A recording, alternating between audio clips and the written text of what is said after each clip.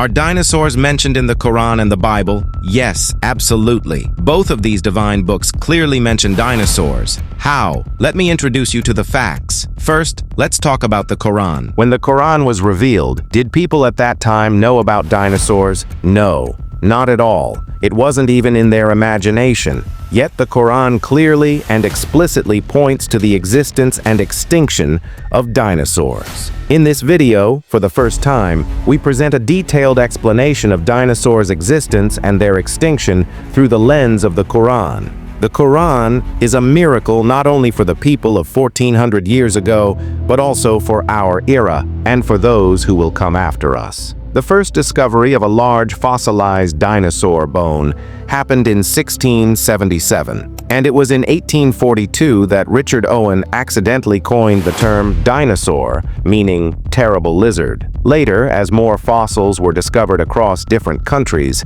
scientists concluded that these were distinct creatures that lived in various periods between 120 to 250 million years ago. In the Quran, Allah says in Surah Al-An'am 6:38, "There is no creature that moves on the earth or bird that flies with its wings, except that they are communities like you.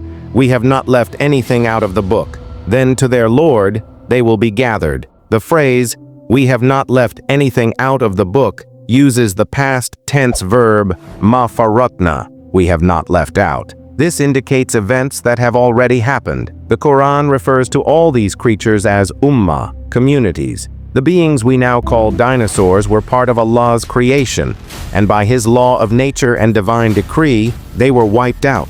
Whether they were flying creatures or land-dwelling dinosaurs, none were left behind. This verse tells us that nothing in the universe is without purpose or beyond Allah's knowledge and control. Every living being, every leaf, every particle's movement is recorded in the preserved tablet, Allahu al-Mahfuz. Every era's beginning and end is already programmed. After extinction, all beings will return to their Lord. Allah says in Surah Al-Qamar 54:49, "Indeed, we created everything in precise measure." The word daba refers to any creature that moves on land, while tayr refers to any creature that flies in the sky. The Quran not only addresses humans, but classifies all living beings as ummah, communities with systems of life.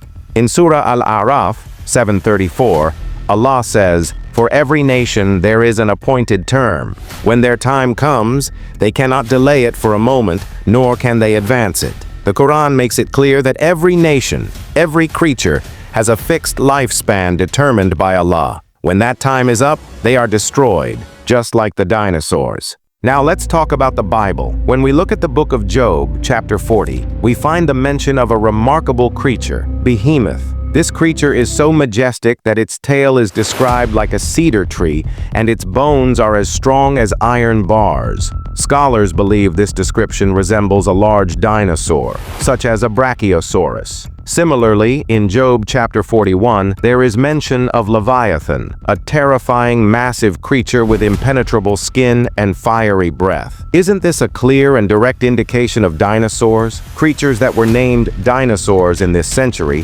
recently discovered, yet the holy books, the Bible and the Quran, had already spoken about the buried bones of these creatures thousands of years ago. But is it necessary for the Bible and the Quran to mention modern discoveries? These sacred books, despite not being scientific texts, provide laws for living a better life and teach love for God. Yet, the fact that these scriptures mention the bones found in this era thousands of years ago is a living miracle of the Creator of the universe. Lesson: every living being, every community, has an appointed time already known to Allah. His natural system, His divine law, governs everything, good and bad, life and death. Indeed, Allah is over all things competent. And just as dinosaurs were wiped out when their time ended, we too are in our final countdown on this earth. One day, we will face the end in the form of the Day of Judgment, and then we will all be resurrected. Conclusion: Allah gives nations respite, but when their appointed time is over, they are completely annihilated, just like the dinosaurs.